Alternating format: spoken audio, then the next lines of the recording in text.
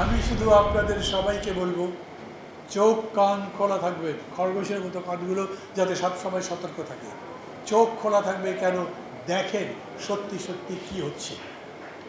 মূলনীতি নিয়ে যে বিতর্ক হবে, সেখানে একটা প্রবণতাই হবে ধর্মকে বিশ্বাস করা। ধর্ম মানেন কি না, ধর্মের কথা থাকবে কিনা, সংবিধানে যুক্ত হবে কিনা। আমরা অনেকগুলো বছর পার করেছি, ধর্মে বিশ্বাস করেছি, কিন্তু কনস্টিটিউশনের মধ্যে লিখি নাই। কেন লিখিনি?